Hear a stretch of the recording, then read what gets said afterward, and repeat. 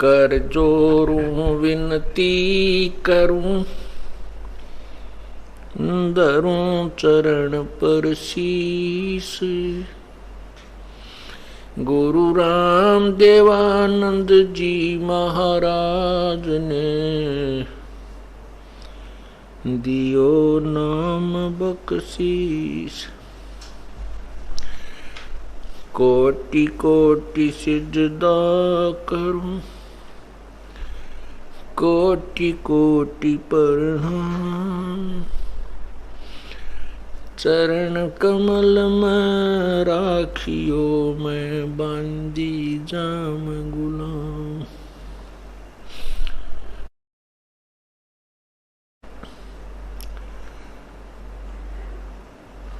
अवगुण किए तो बहुत किए, करत न मानी और। बावे बंदा बख्श दियो, बावे गर्दन उतोर। अवगुण मेरे बाप जी, बख्शो गरीब नवाज। जो मैं पूत कपूत हूँ, बोर पिता को लाज। मैं अपराधी जन्म का, नक्सक भरे विकार।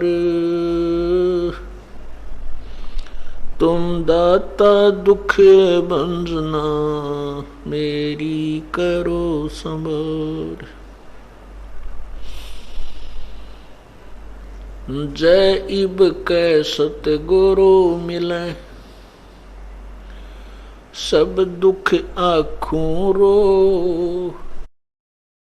चरणों ऊपर शीस रखूं, कहूँ जो कहनी हो। गुरु जी आप न भूलियो,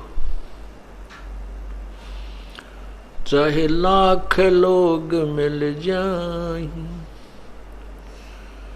हमसे तुमको बहुत हैं, तुमसे हमको नहीं। तुम्हारे विसारे क्या बने, मैं किसकी शरण में जाऊं। शिव विरंच मुनि नारदा, तिनके हृदय न समाऊं। बंदी छोड़ दयाल जी, तुम तक हमारी डोर। जैसे कागज जहाज का, सोजत और न ठोरी।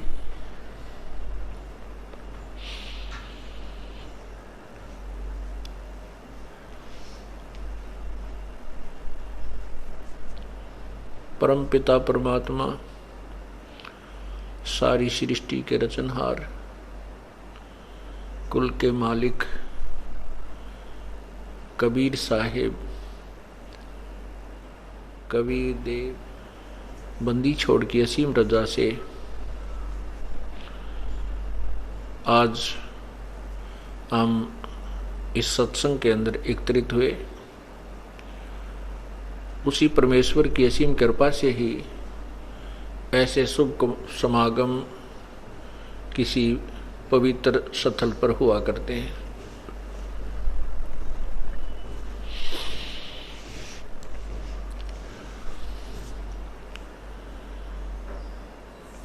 सत्संग में जो प्राणी आते हैं वो बहुत ही पुण्यकर्मी हुआ करते हैं।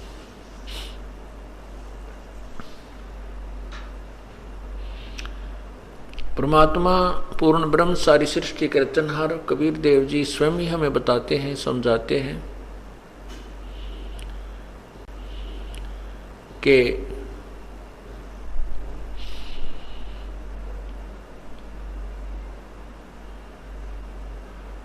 मानुष जीवन हमें किस लिए मिला है, इसका मूल उद्देश्य क्या है।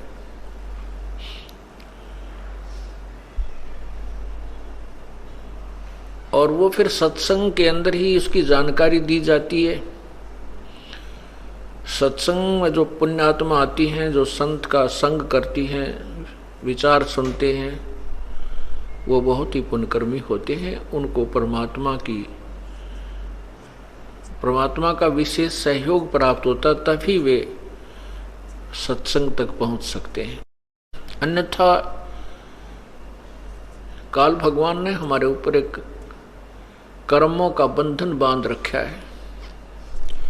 उस कर्मों के बंधनों से हम इतने मजबूत जकड़े हुए हैं कि हम ही मर जाते हैं, ये काम हमारे समाप्त नहीं होते। इसलिए परमात्मा कहते हैं कि असंग जन्म तो मृत्या होगे, जीवित क्यों ना मरा रे। जीवित मरने का एक ये भी पॉइंट है, एक ये भी केंद्र बताया परमात्मा ने कि आप काम छोड़ करके सत्संग में आ जाइए। कितना ही आवश्यक कार्य है, आप प्रभु के चरणों में सत्संग में अवश्य आने की चेष्टा कीजिए। उसके आने के लिए हमने जीवित मरना होगा। जीवित मरने का तात्पर्य है, मान लीजिए आपकी किसी भी व्यक्ति की मृत्यु हो जाती है तो उसके जाने के बाद जिन कार्यों को वो स्वयं करना चाहता था वो कैसे होते हैं, कौन करता है।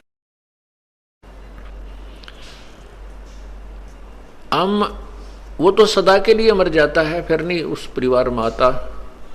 और हम 3 दिन मरते हैं, फिर चले जाते हैं वहीं पर।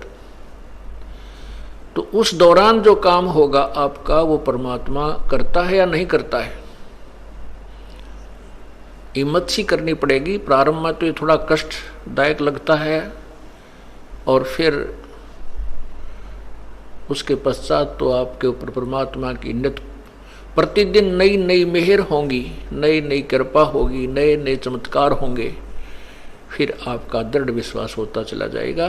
तभी ये काल के कर्म का बंधन या कैद, ये कर्मों के जो जंजीर हमारे जकड़ रखी है, ये टूट पाएगी।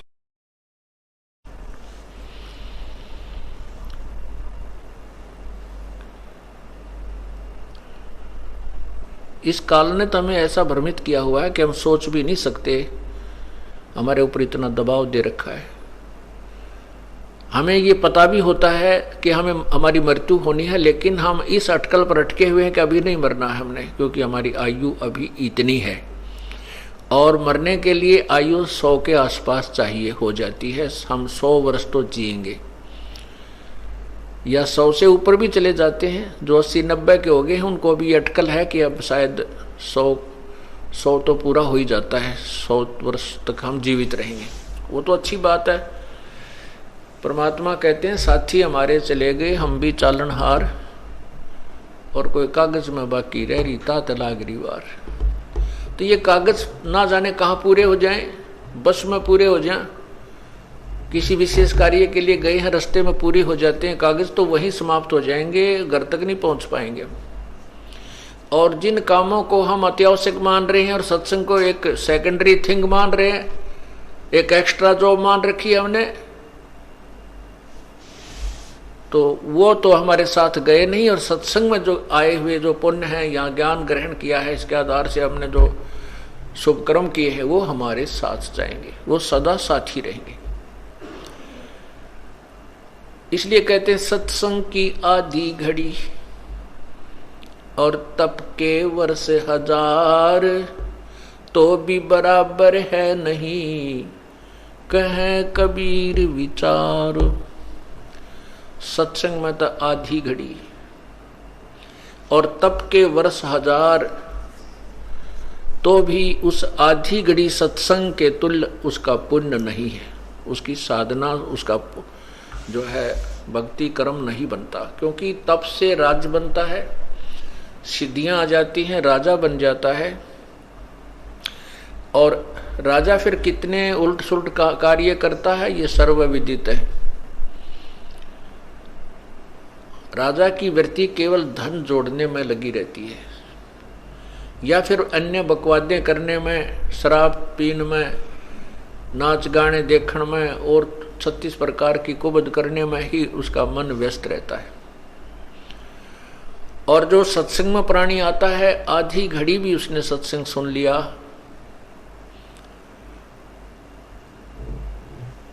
तो उसको कितना पुण्य होता है। संत मिलन को चालियो तज माया अभिमान, जो जो कदम आगे रखें ओहे यज्ञ समान। सत्संग में आधी घड़ी भी कोई बैठ गया तो उसके आने के लिए मैं जो वहाँ से लेकर चला है अपने स्थान से यहाँ तक जितने भी उसके कदम रखे गए, वो एक एक कदम एक यज्ञ के तुल्य है। और यहाँ तक उसने कितने कदम रखे, इतने यज्ञ का पुण्य उसको प्राप्त हुआ। और सत्संग में आधी घड़ी भी बैठ गया तो अगली बार उसकी रुचि बनेगी, एक घड़ी बैठेगा। क्योंकि कहते हैं तुलसी पिछले पाप से हरि चर्चा ना भावे, जैसे जवर के वेग से भाई भूख विदा हो जावे। जिस प्रकार किसी को जवर हो जाता है और उस जवर के कारण उसकी भूख समाप्त हो जाती है, भूख नहीं लगती, वो मनुखा दाख, किशमिश, सेब, संतरे, काजू, बादाम, अखरोट खाना जो प्रतिदिन आहार करता था, वो सब कड़वा लगने लग जाता है। न तो रोटी कड़वी है, ना सब्जी कड़वी है, ना मनुखा दाख कड़वी है, ना सेब कड़वी है, ना संतरा कड़वा है। वो बुखार की उस शरीर की व्यवस्था जवर ने बिगाड़ दी। उस जवर के प्रभाव से उसको मीठी वस्तु भी कौड़ी नजर आ रही है, कौड़ी महसूस हो रही है, कड़वी लग रही है। तो जिस प्रकार बुखार को नॉर्मलाइज करने के लिए, बुखार रोग को नष्ट करने के लिए कड़वी दवाई ही खानी पड़ती है, गोलियां खानी पड़ती है, और उन कड़वी बट्टी के खाने से ही वो बुखार धीरे धीरे कम हो जाता है। और जितना भी जबर कम होगा उतनी ही भूख लगनी प्रारंभ हो जाएगी। अब जैसे आधी घड़ी जो सत्संग में बैठेगा, उसके कानों के माध्यम से परमात्मा की अमृतवाणी अर्थात वो उसको अच्छी नहीं लगी, क्योंकि इसलिए तो आधी घड़ी के बाद उठकर चला गया। लेकिन आधी घड़ी में जितनी दवाई उसके अंदर प्रवेश हो गई है, उसने अपना काम अवश्य करना है, और उस पर वो मंथन भी करेगा, विचार भी करेगा, और फिर वो पुण्य जो उसका बन गया वो उसको कभी ना कभी फिर इधर घसीट ही लाएगा। फिर वो एक घड़ी बैठेगा, फिर घंटे बैठेगा, फिर तो पूछे ना, जैसे रोग कट जाता है, बुखार जबर उतर जाता है, और पहले वो एक ग्रास भी नहीं खा सकता था रोगी, और जब स्वस्थ हो जाता है वो कड़वी दवाइयाँ खाकर फिर देखे 4-4 रोटी 5-5 रोटी इकट्ठा बैठा खा जाता है, चाहे सब्जी भी ना हो। और ऐसी भूख लगती है, रोटी ना तैयार हो तो घर वाले के सिर हो जाए, तुमने रोटी नहीं बनाई, भूख लग रही है जोर की। तो ऐसे ही जब आपका ये पाप कर्मों का जो जबर है ये नॉर्मल कम हो जाएगा और आप स्वस्थ हो जाओगे, ऐसी भूख लगेगी आप 100 200 किलोमीटर जा करके ये सत्संग सुनोगे, ये आहार आत्मा का प्राप्त करने की चेष्टा करोगे।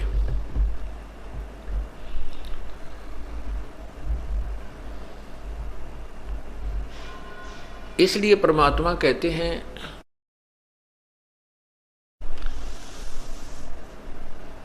राम नाम रटते रहो, राम नाम रटते रहो, जब तक घट में प्राण, कब हो तो दीन दयाल के बिनक पड़ेगी कान। राम नाम रटते रहो। आखिरी श्वास तक आप पूजा भक्ति चाहे किसी भी, जैसे गीता जी के अध्याय नंबर 8 के श्लोक 13 में कहा है कि मेरा एक ओम मंत्र है। गीता ज्ञान दाता भगवान कह रहा है मेरा एक ओम मंत्र है, उसका अंतिम श्वास तक सिमरण करना है।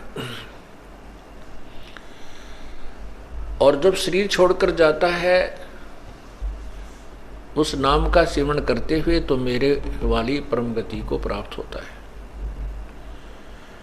फिर 8वें अध्याय के 8, 9, 10 मंत्र श्लोक में कहा है कि जो उस परमात्मा की, पूर्ण परमात्मा की साधना करता हुआ अंत समय में उसी के भाव में भावित रहता हुआ, उसी का सिमरण करता हुआ भक्ति के प्रभाव से, उसके नाम की कमाई के शक्ति के कारण वो उसी परमात्मा के पास चला जाता है। उस परमात्मा पूर्ण ब्रह्म यानी गीता ज्ञान दाता से अनौदर दूसरा जो भगवान है, कोई सुप्रीम पावर है, उसकी तरफ संकेत गीता ज्ञान दाता कर रहा है। और उसकी प्राप्ति के लिए 17वें अध्याय के 23वें श्लोक में गीता जी में कहा है कि ओम तत्सत इति निर्देश है ब्रह्मण त्रिविध समर्थ है। उस पूर्ण परमात्मा के सिमरण करने का, प्राप्त करने का वो 3 मंत्र का जाप है। तो यहां परमात्मा भी कह रहे हैं कि राम नाम रटते रहो, राम नाम रटते रहो जब तक घट में प्राण, कब हो तो दीन दयाल के बिनक पड़ेगी कान।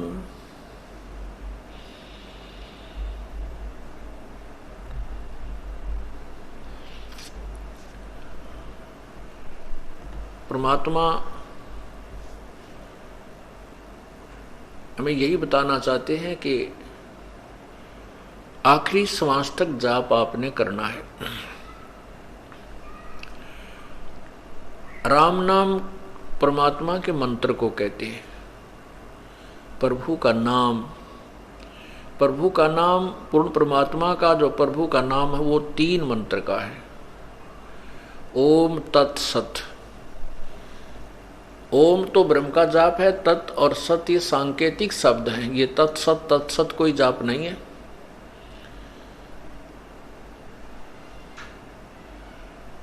परमात्मा कहते हैं राम नाम जपकर थिर होई।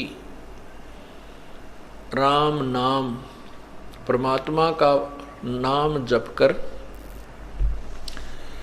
थिर हो। थिर होना माने अमर हो जा, यानी स्थायी हो जा, स्थिर, कभी आना जाना ना हो। राम नाम जपकर थिर होई, ओम सोहम मंत्र दोई। ये राम का नाम है जो सतनाम कहलाता है। और जब 3 मंत्र का जाप बन जाएगा तो भी ये राम का नाम ही कहलाता है। इसलिए यहाँ परमात्मा का जो कबीर परमेश्वर की जो अमर वाणी है और परमात्मा प्राप्त जितने भी संत महापुरुष हैं, जिनमें से 5-6 सुप्रसिद्ध हैं, उनकी अमर वाणी एक ही जैसी है। उनका एक ही, उनके वाणी में एक ही संकेत है। तो इस प्रकार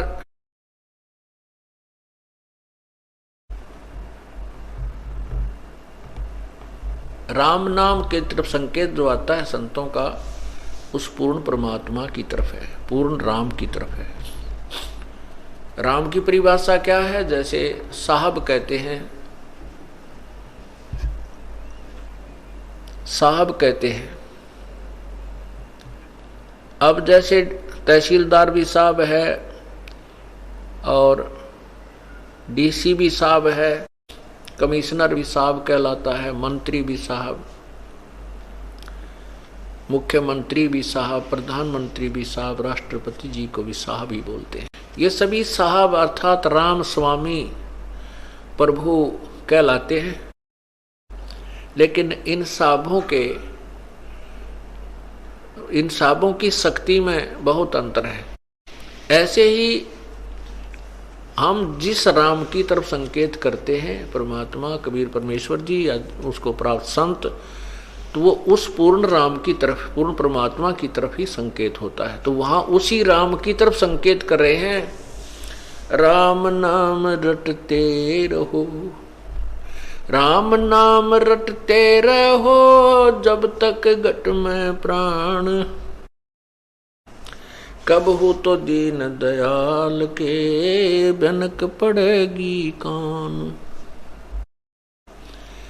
मानुष जन्म पाके नहीं रटे हरि नाम, जैसे कुआ जल बिना फिर बनवाया किस काम। मानुष जन्म दुर्लभ है ये मिले न बारंबारी, जैसे तरवर से पत्ता टूट गिरे वो बोहर न लगता डार।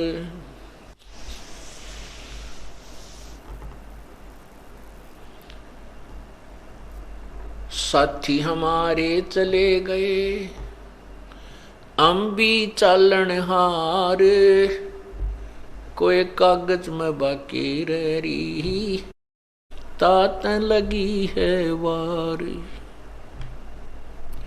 वो पृथ्वी पति चकवे गए जिनके चक्र चलंत, रावण सरीखे कौन गिने भाई ऐसे गए अनंत।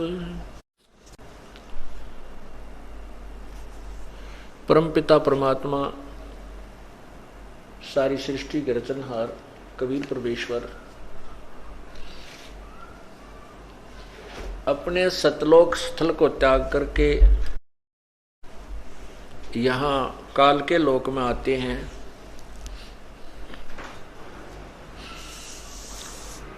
और हम काल के जाल में फंसे हुए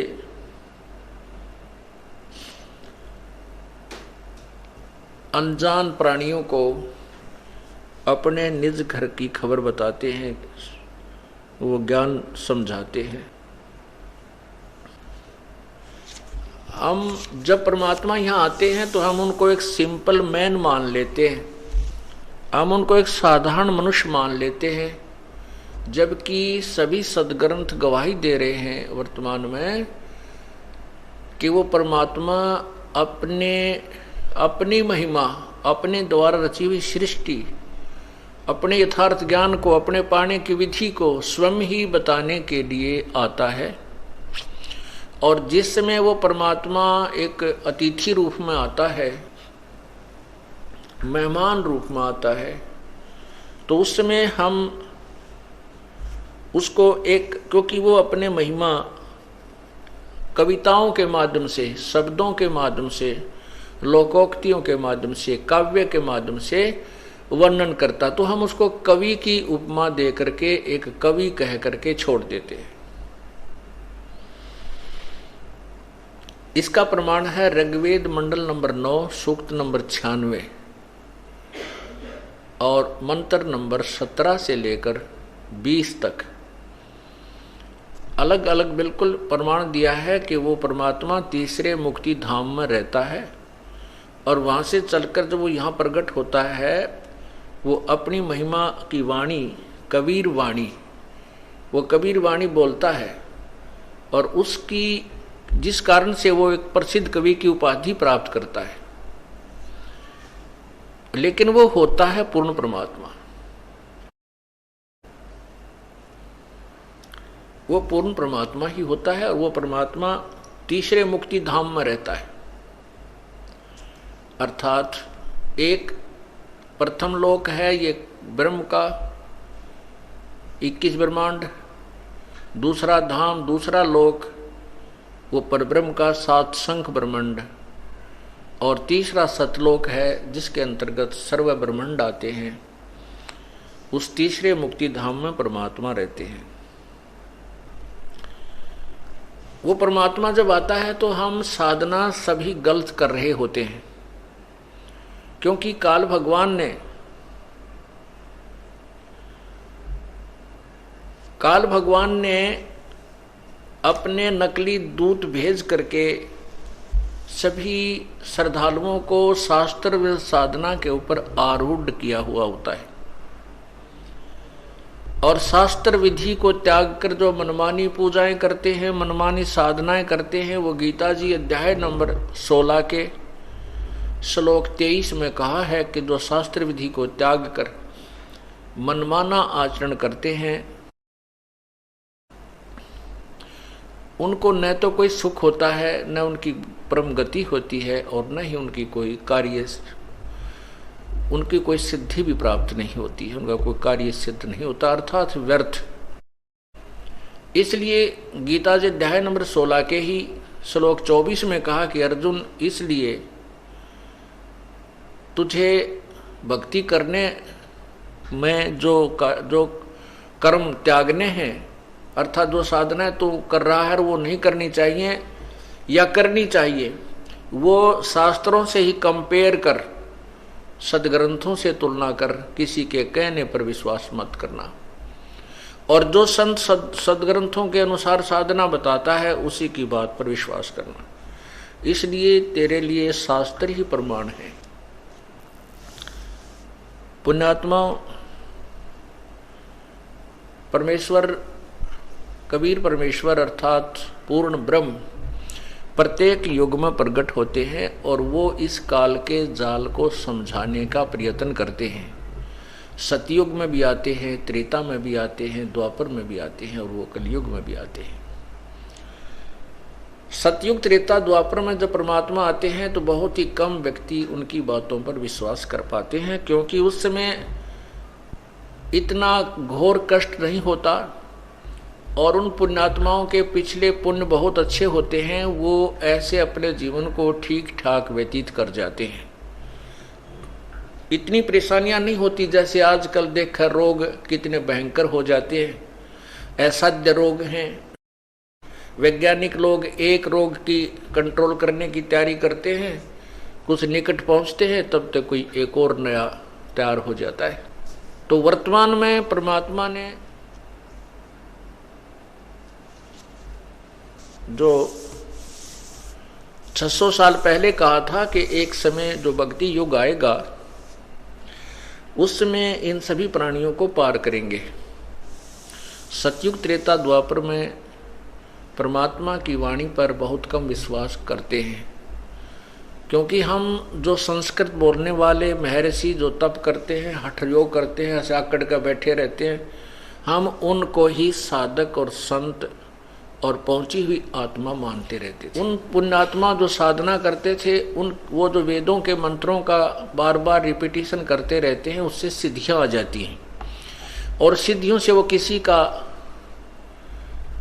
जो है अपकार कर देते हैं, किसी का उपकार कर देते हैं, जिस कारण से हम भय के कारण उनको परम संत मान लेते हैं, पहुंचे हुए महान आत्मा मानते रहे, और उन्हीं की बातों पर विश्वास करते रहे। और जो वेदों और गीता जी तथा सब ग्रंथों में जो सिंपल वे ऑफ वर्शिप है, जो साधारण सा भक्ति का तरीका है, जो मोक्षदायक है, जिसको जन साधारण भी कर सकता है, गरीब से गरीब कर सकता है, अमीर से अमीर कर सकता है, उसको राजा भी कर सकता है, उसको कर्मचारी भी कर सकता है, उसको मजदूर भी कर सकता है, जो वास्तविक है, यथार्थ है, उस पर हमें विश्वास नहीं हो पाया। क्योंकि जितने भी साधु संत ऋषि हमने देखे, वो हठ योग जंगलों में जा करके आकड़ के बैठ जाते, खाना न पीना, नहाना न धोना, दाढ़ी बढ़ जाती, सिर के बाल बढ़ जाते, तो वो तो डले ढो रहे थे। डम्ब करे डूंगर चढ़े वो अंतर झिनी झूले, जग जाने बंदगी करे वो बोवे सूल बबूले। उनकी वो प्रक्रिया देख करके, उनका जो हठ योग देख करके जनसाधारण तो सोचते हैं कि ये बड़े अच्छे भाव पुरुष हैं, लेकिन बुद्धिमान लोग बताते हैं कि वो तो डरे ढो रहे थे, वो साधना ठीक नहीं थी, क्यों शास्त्र विधि को त्याग कर उनका मनमाना आचरण था। जैसे वेदों की प्राप्ति ब्रह्मा जी को हुई बाद में, और जब ब्रह्मा जी की उत्पत्ति हुई वो कमल के फूल पर बैठा था, क्योंकि काल भगवान ने ब्रह्मा को जन्म होते ही कोमा में कर दिया, अचेत कर दिया दुर्गा के माध्यम से। दुर्गा एक प्रेतनी की तरह प्रवेश कर जाती है और ब्रह्मा विष्णु शिव तीनों में 3 रूप अलग से नाना रूप बना करके प्रवेश हो जाती है, उनको बेहोश रखती है अपनी शक्ति तय। ब्रह्मा जब जवान हुआ तो उसको सचेत कर दिया, कमल के फूल पर बैठा था। वो कहता है कि मुझे काफी समय तक मैं उस कमल के डंठल को पकड़कर ऊपर नीचे घूमता रहा, मुझे कहीं पृथ्वी नजर नहीं आई, जल ही जल नजर आता था। उसी समय आकाशवाणी हुई कि तप करो, तो मैंने 1000 वर्ष तक कमल के फूल पर बैठकर तप किया, हठ योग किया। ये जो तप करना है ये आउट ऑफ सिलेबस है, और ये काल भगवान जो है इस आउट ऑफ सिलेबस को ज्यादा महत्व देता है, ताकि ये प्राणी हठ योग करके बैटरी चार्ज करके मेरे ही इस काल के जाल में फंसा रहे और यहीं ऊट पटांग करके उलझ पुलझ रहे। उसके बाद ब्रह्मा जी ने वेदों को पढ़ा, सागर मंथन हुआ। सागर मंथन में 4 वेद इस काल भगवान ब्रह्म ने अपने श्वासों से, जैसे कंप्यूटर से दूसरे में फैक्स कर दिए जाते हैं, बाहर निकाल दिया जाता, ऐसे उसने जल में छोड़ दिए और वो जल से बाहर आए। तो ब्रह्मा ने उनको पढ़ा तो वेदों में ओम नाम लिखा है। यजुर्वेद अध्याय नंबर 40 के मंत्र 15 में कहा कि ओम कर्तुम समर किलवे समर और कर्तु समर। ओम नाम का जाप काम करते करते सिमरण करो, विशेष कसक के साथ श्रवण करो और मनुष्य जीवन का परम कर्तव्य मान करके श्रवण करो। तो उन महर्षियों ने ये नहीं पढ़ा कि उसमें ये भी लिखा है 40 में, यजुर्वेद अध्याय नंबर 40 के मंत्र 10 में और 13 में, कि परमात्मा के विषय में कोई तो जन्म लेने वाला बताता है कि वो साकार रूप में जन्म लेकर आता है, कोई कहते वो जन्म लेता ही नहीं, स्वयंभू है। इसके विषय में कोई तत्वदर्शी संत ही जानकारी देते हैं, उनसे सुनो। अर्थात परमात्मा की महिमा, उस तत्व ज्ञान को, यथार्थ ज्ञान को तो इन वेदों से ज्ञान से भी अलग कोई संत बताएगा, तत्वदर्शी संत, उसे सुनो। अब वो तत्वदर्शी संत तो उनको मिला नहीं। ब्रह्मा जी ने की जैसी बुद्धि काम की या काल ने जैसा उनको अर्थ दिया, उन अर्थों, उनके आधार से ओम नाम के जाप को और पूर्ण परमात्मा का मान के सेवन शुरू कर दिया। ओम नाम का जाप और प्लस में वो शास्त्र विरुद्ध साधना, हठ योग जो पहले आकाशवाणी काल भगवान ब्रह्म ने की थी, उसको भी परमात्मा का आदेश मान करके सभी ने स्वीकार कर लिया।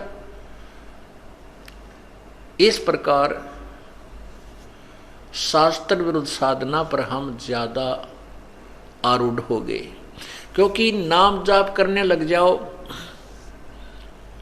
कुछ देर में ये मन तो कुछ और ही विचार करेगा, सोचेगा चल वहां घूमाते हैं, वहां से चलते हैं, ऐसा काम कर लेते हैं, उस काम को, नाम को छुड़वा देगा। और ये हठ योग करके बैठे रहे हजारों वर्षों तक, कति कोई दिक्कत नहीं आई, क्योंकि काल चाहता है कि ये शास्त्र विरुद्ध साधना पर लगा रहे, अपना जीवन व्यर्थ कर ले, चाहे लाख वर्ष बैठा रहे और सत भक्ति ना कर ले, कहीं ये तेरे जाल से निकल ना जाए। तो पुण्यात्माओं, हमने इस काल के जाल को समझकर सावधान हो करके और सिर पे पांव रख करके अब दौड़ना है, अर्थात साधना करनी है, तभी हम इस काल के जाल से निकल पाएंगे। नहीं तो बहुत भयंकर जाल है, कहना आसान है लेकिन करना बड़ा डिफिकल्ट है। और जो डिफिकल्ट यानी कष्टदायक काम को करेंगे तभी तो हम सफल होंगे। जैसे बच्चे हैं, स्टूडेंट, विद्यार्थी हैं, उनको खेलना तो अच्छा लगता है, सिनेमा देखना भी अच्छा लगता है, लेकिन वो जो अध्याय याद करेंगे, सब्जेक्ट, वो कठिन तो है लेकिन वो करना ही पड़ेगा। और उसको करके ही वह सफल होंगे, तभी वो आगे चल के उस उद्देश्य को पूरा करेंगे जिसके लिए वो पढ़ रहे थे, वो लाभ उनको प्राप्त हो सकेगा।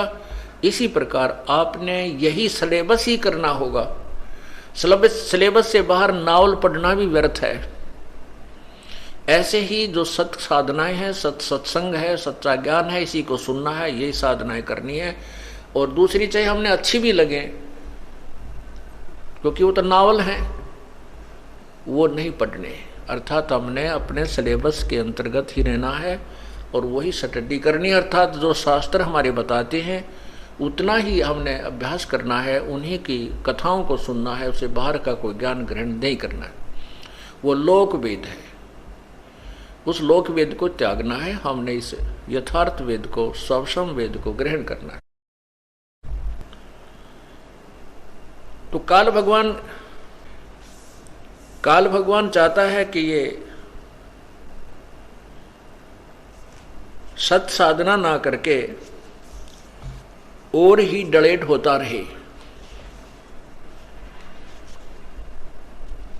उसको समझाते हुए क्या बताते हैं,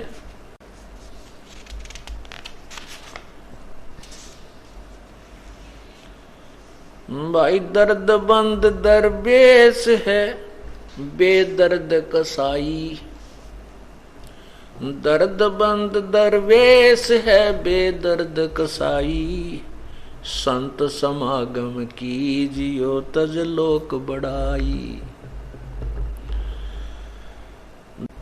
जिसके हृदय में दया है वो दरवेश है, वो संत है, वो साधु है। जिसका दर्द नहीं है, बेदर्द है, जिसके ये बातें जो वाणी परमात्मा की असर नहीं करती, वो बेदर्द है, उसको कोई रहम नहीं आ रहा दिल में, वो अपने कल्याण के प्रति भी चौकन्ना नहीं है, सजग नहीं है, तो वो बेदर्द कसाई, जैसे कोई हत्या करता है, मांस खाता है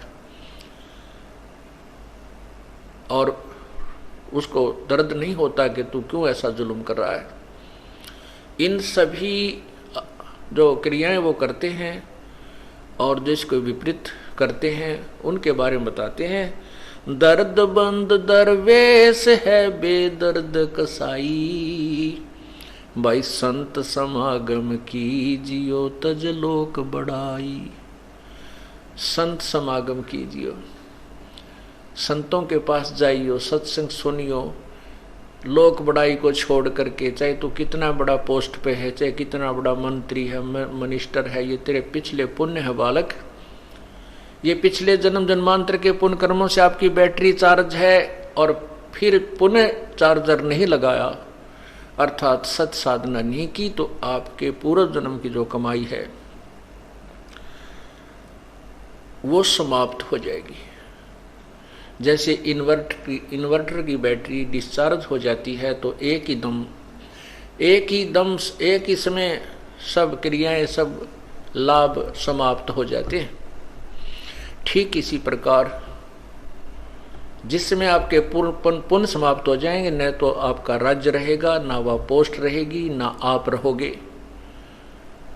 इसलिए संत समागम कीजिए तज लोक बढ़ाई। दुनिया जनता में चाहे आप कितने बड़े प्रभुता प्राप्त हो, उसको भूल जाइए। परमात्मा कहते संत मिलन को चालिए तज माया अभिमान, जो जो कदम आगे रखे ओहे यज्ञ समान। संत मिलन को यानी सत्संग में आवे तो मान बढ़ाई को त्याग कर आना चाहिए। जैसे विद्यार्थी स्कूल विद्यालय में जाते हैं तो वहाँ चाहे वो कितने बड़े अधिकारी का पुत्र है, वो वहाँ विद्यार्थी रूप से ही जाता है और अध्यापक की हर बात का पालन करता है, आज्ञा का पालन करता है। उसी अन्य बच्चों की तरह वो अपने बेंच पर विराजमान होता है। उसके लिए अलग से कोई व्यवस्था नहीं होती और न ही वो इस बात को महसूस करता है, क्योंकि वो विद्यार्थी है। इसी प्रकार यहाँ सत्संग के अंदर चाहे कितना ही बड़ा अधिकारी या सेठ हो, चाहे कोई गरीब हो, उसको एक ही स्थल पर, एक ही जैसी इस स्थान पर विराजमान होना पड़ेगा। और वो ये सोचता है कि मेरे मुझ में वहाँ जाऊँगा और मेरा अलग से कोई व्यवस्था नहीं हुई, गद्दे गुद्दे नहीं बिछाए तो मेरी बेइज्जती हो जाएगी। कहते हैं नहीं, संत समागम कीजियो तज लोक बढ़ाई, ये सब भूल जा, परमात्मा के दरबार में एक बालक की तरह जाना चाहिए, विद्यार्थी की तरह आना चाहिए। और जो गलत साधनाएं करते हैं उनके बारे में क्या बताते हैं कि सत्संग के बिना ये ज्ञान नहीं होता। दर्द बंद दरवेश है बेदर्द कसाई, संत समागम कीजियो तज लोक बढ़ाई। डिम्बी डम्बना छाड़ ही मरहट के बूता, ये घर घर दवारे फिरते हैं जो कलयुग के कुत्ता।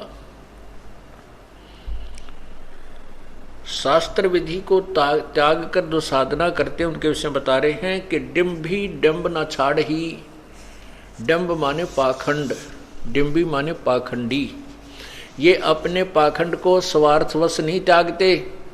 ये घर घर के सामने जाकर भिक्षा मांगते हैं, कहीं से घी मिल जाता है, कहीं से आटा, कहीं से बूरा हैं, और फिर बना कर माल पूड़े खाएं। ये उस स्वाद के कारण, जीभ के स्वाद के कारण इन बकवादों को छोड़ना नहीं चाहते जो इनको आने वाले समय में दुखदायी होंगी।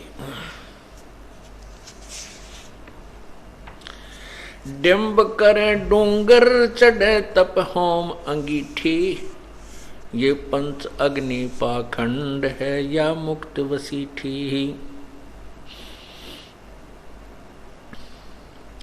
पाती तोड़े क्या हुआ बहु पान झरोड़े, और तुलसी बकरा खा गया ठाकुर क्या बोरे।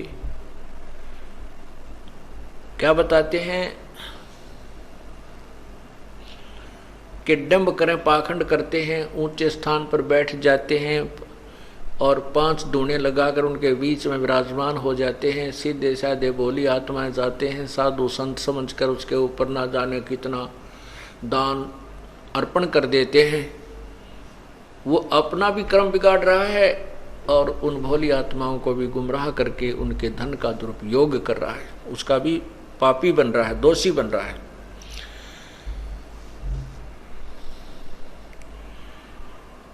पीतल ही का थाल है पीतल का लोटा, साधना गलत कर रहे हैं शास्त्र विरुद्ध, उसके विषय में बता रहे हैं। पीतल ही का थाल है पीतल का लोटा, भाई जड़ मूर्त को पूजते आवेगा टोटा। टोटा माने हानि, हानि होगी, नुकसान होगा। पीतल का थाल लिया और पीतल का उसमें लोटा रख लिया और चला फिर मंदिर में उस मूर्ति को पूजने के लिए। पीतल ही का थाल है और पीतल का लोटा, भाई जड़ मूर्त को पूजते आवेगा टोटा। जो साधना आप कर रहे हैं शास्त्र विधि को त्याग कर, वो मनमाना आचरण जो कर रहे हो, उसके करने से आपको लॉस होगा, हानि होगी, आपको टोटा होगा, भक्ति मार्ग का धन नहीं मिलेगा। फिर क्या बताते हैं, पीतल चमचा पूजियो जो खाना परोसे, जड़ मूर्त ना किसे काम की मत रहियो भरोसे। कहते उस पीतल के थाल ने, पीतल की मूर्ति ने पूजन चला, इससे अच्छा था पीतल के चम्मच ने पूज ले, जो कुछ काम तो आ रहा है। गरम गरम सब्जी को, खीर को, हलवे को निकाल करके और थाली में डाल रहा है, वो उससे तो वो पूजनीय है उस जड़ मूर्त से। उस पीतल की मूर्ति से वह किससे काम भी ना आती। कहने का भाव यह है कि वो ही अच्छा, उससे तो तेरे उस पीतल के भगवान से तो चमचा अच्छा कुछ काम तो कर रहा है। चम्मच पीतल चमचा पूजियो जो खाना परोसे, जड़ मूर्त किस काम की मत रहियो भरोसे। काशी गया प्रयाग रे हर पैड़ी नाहे, द्वारा मती दर्शन किए बहु दो दाग दगाए। इंद्रदौन स्नान कर पुष्कर परसे, 12 तिलक बना के बहु चंदन चर्चे। 68 तीर्थ सब किए वृंदावन फेरी, सतनाम बिना खुले नहीं वाह दिव्य दृष्ट अंधेरी। कहीं कितने ही तीर्थों पर आप जा लीजिए, और कितने ही इन तीर्थों पर दान पुण्य आप करते रहिए, जब तक सच्चा नाम नहीं मिलेगा तब तक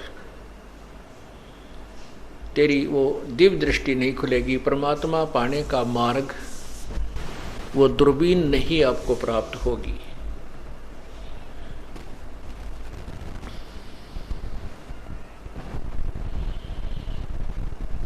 सतगुर भेद लखाई या निज नूर निशानी, कहता दास गरीब है छूटे सो प्राणी।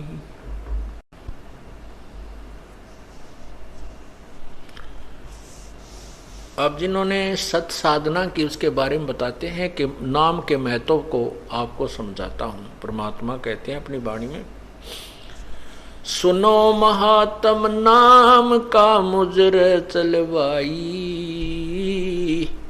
अजा मेल गण का तेरे और सदन कसाई। सुनो, नाम की महिमा आपको सुनाते हैं कि जो साधना आप कर रहे हो उनसे तो कोई लाभ होने वाला है नहीं, और जिन महापुरुषों के तुम गुणगान करते हो वो नाम से ही मोक्ष प्राप्त करके अपना जो स्वर्ग प्राप्त किया है, जिसने जैसी साधना की उस स्थान को नाम से ही प्राप्त किया है, इन साधनाओं से नहीं जो तुम कर रहे हो। सुनो महात्म नाम का मुजर चलवाई, अजा मेल गणिका तेरे और सदन कसाई।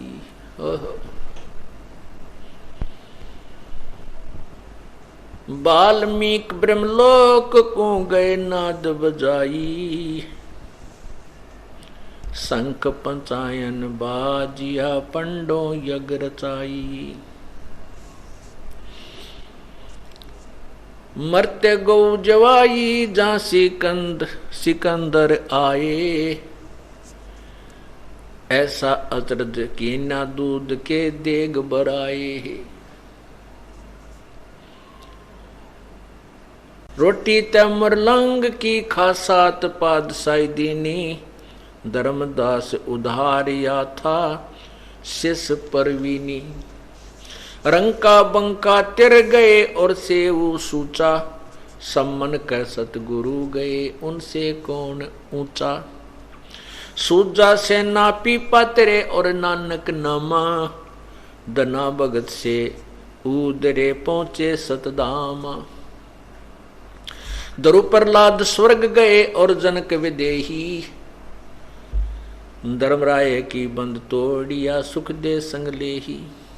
सुल्तानी बादशाह थे तजबलख बुखारा, ऐसे सतगुरु बेलिया बल औगण गारा। गोपी चंद और भरतरी भल जोग विजोगी, राम थली रोशन करी शीतल रस भोगी। पूर्ण ब्रह्म कबीर है तोड़े जम जाला, दादू दरस अरस बहे परस बहे पिया प्रेम पियाला। केते अमली अमल में उस देश दीवाने, ऊंचे कुल को कोस ना हो दूर समाने। कौन ऊंच कौन नीच है चढ़ नाम निवारे, गरीब दास आजीज तेरे बूढ़े बटपारे। अब यहाँ परमात्मा ये समझाना चाहते हैं कि सुनो महात्म नाम का मुजरा चलवाई, अजा मेल गण का तेरे और सदन कसाई। परमात्मा की सच्ची साधना से ही चाहे कितना ही अपराधी व्यक्ति हो वो मोक्ष प्राप्त कर सकता है, और कोई तरीका नहीं है, कोई भी उसकी साधन और कोई विकल्प नहीं है। जो साधना हम दूसरी करते थे वो शास्त्र विरुद्ध होने से हानिकारक हैं, लाभदायक नहीं है, वो उनके करने से हानि होगी।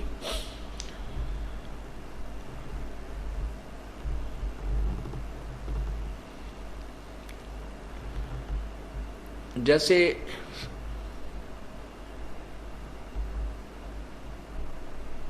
एक अजामेल नाम का ब्राह्मण था और कुसंगत में पड़ने से वो शराब पीने लग गया और भी दुराचार करने लगा। उसी नगर में एक वैश्या थी, वैसा गमन करने लगा और उस वैश्या से उसने विवाह कर लिया।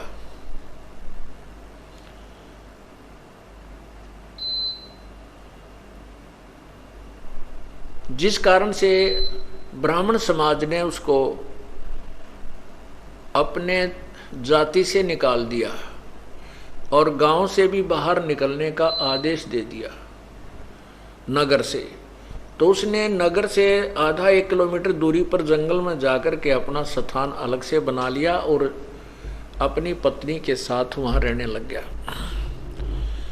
और नगर वाले उसे बहुत नफरत करते थे, उधर कोई नहीं जाता था। अपने बच्चों को भी उधर जाने का निर्देश नहीं, आदेश नहीं था। उनको स्पष्ट कहा जाता था कि उधर नहीं जाना।